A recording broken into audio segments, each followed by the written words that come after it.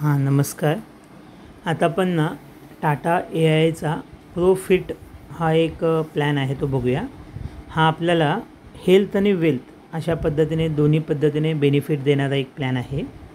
ह्याच्यामध्ये ना family independent cover आहे. म्हणजे आता आपण एक बघितलेलं आहे, एक महिला आहेत 35 वर्षाच्या, त्यांचं कव्हरेज आपल्याला करायचं आहे आणि त्यांचा मुलगा आहे 8 वर्षाचा. ह्या दोघांसाठी आपल्याला हेल्थ आणि वेल्थ प्लॅन म्हणजे प्रॉफिट प्लॅन आपण बघूया. तर 35 इयरच्या लेडीज आहेत आणि त्यांचा 8 वर्षाचा मुलगा आहे. त्याच्यासाठी आपण लिमिटेड पे बघितलेलं आहे आणि आज त्या 35 वर्षाचे आहेत. 20 वर्षे ते प्रीमियम भरतील आणि त्यांचं होल लाईफ म्हणजे 100व्या वर्षापर्यंत त्यांचं मेडिकल कव्हरेज असणार आहे.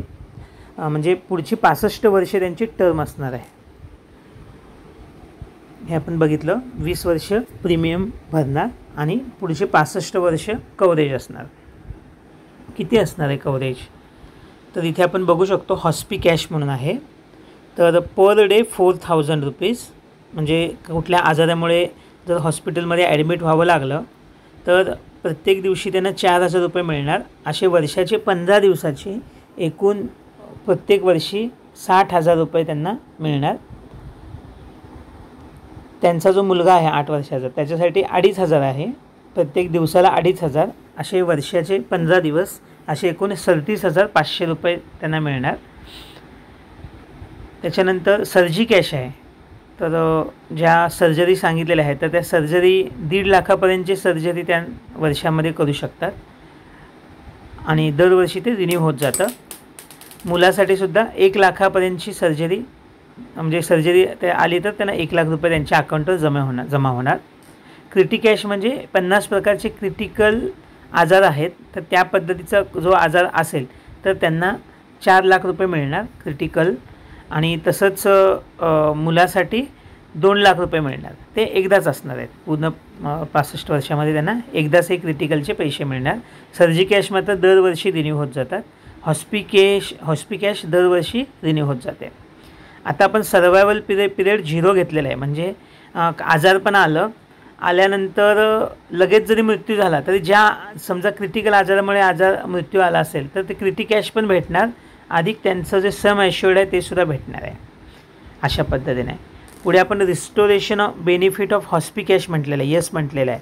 म्हणजे समजा 15च्या ऐवजी 20 दिवस किंवा 25 दिवस ते आजारी असतील तर पुढच्या वर्षीचे ॲडव्हान्स त्यांना हॉस्पी कॅशसुद्धा मिळणार आहे. रिस्टोरेशन ऑफ सर्जी कॅश बेनिफिट आपण म्हटलेलं आहे. तर सर्जी कॅशसुद्धा पुढच्या वर्षीची त्यांना ॲडव्हान्समध्ये सर्जी कॅश मिळणार आहे. त्यानंतर diagnostic test benefit for hospi cash, surgi cash, criti cash and child care असं सांगितलेलं आहे. तर तिथे म्हटलेलं आहे. म्हणजे वरचं कव्हरेज आहेच, त्याशिवाय डायग्नॉस्टिक टेस्ट जे असतात, वेगवेगळे पॅथॉलॉजी टेस्ट करायचे असतात, स्कॅनिंग, MRI वगैरे असतात, एक्सरे काढायचा असतो, असे जे टेस्ट असतात त्या टेस्टसाठी त्यांना लागणारे पैसे, त्यांचा जो प्रीमियम आहे त्यातले जे काही ठेवलेले आहेत तर त्याच्यातून त्यांना ते पैसे मिळणार आहेत. अशा पद्धतीने तसंच त्यांचा सम ॲश्युर्ड 100 पटीनं आहेत. त्यांचा 12,000 रुपये त्यांचे फंडामध्ये जमा होतात म्युच्युअल फंडात. तर 12 लाख रुपये त्यांचं काय आहे बेसिक सम ॲश्युर्ड आहे. तसेच OPD केअरसुद्धा त्यांच्यासाठी आहे. OPDला सुद्धा जायचं असेल तर त्यासाठीसुद्धा त्यांना त्यांच्या इन्व्हेस्टमेंटमधून पैसे मिळणार आहेत. तर आता ह्याचा प्रीमियम किती येतो ते बघूया. त्याच्यामध्ये स्वतः ज्या महिला आहेत 35 वर्षाच्या त्यांचं कव्हरेज आहे 12 लाखाचं. त्यांच्या मुलाचं वेगळं कव्हरेज नाही आहे, पण OPD केअर दोघांसाठी आहे. दोघांसाठी हॉस्पी कॅश आहे, सर्जी कॅश आहे आणि क्रिटी कॅश आहे. आता इथे बघा प्रीमियम किती येतो त्यांचा. तर 20 वर्षे ते प्रीमियम भरणार आहेत आणि वर्षाचा प्रीमियम त्यांचा 47,000 रुपये आहे पहिल्या वर्षी. त्याच्यानंतर असे 20 वर्षे ते प्रीमियम भरणार आहेत आणि मॅच्युरिटीला त्यांचे पैसे किती होतात बघा, 74 लाख रुपये होतात. इथे बघा हॉस्पी कॅश त्यांच्यासाठी 60,000 रुपये आहे प्रत्येक वर्षी. मुलासाठी 37,500 आहे. सर्जी कॅश त्यांच्यासाठी 1.5 लाख आहे, मुलासाठी 1 लाख आहे.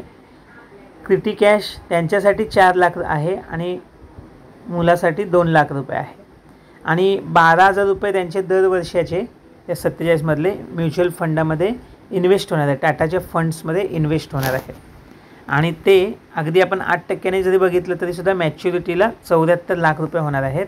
त्याचा फंड परफॉर्मन्स कसा आहे आपण बघूया. आपण 20% ग्रोथ जरी पकडलं तरीसुद्धा 5 वर्षांनी त्याची व्हॅल्यू 92,000 झालेली असणार आहे, 10 वर्षांनी 3 लाख झालेले असणार आहे, 20 वर्षांनी त्याची व्हॅल्यू 21 लाख झालेली असणार आहे.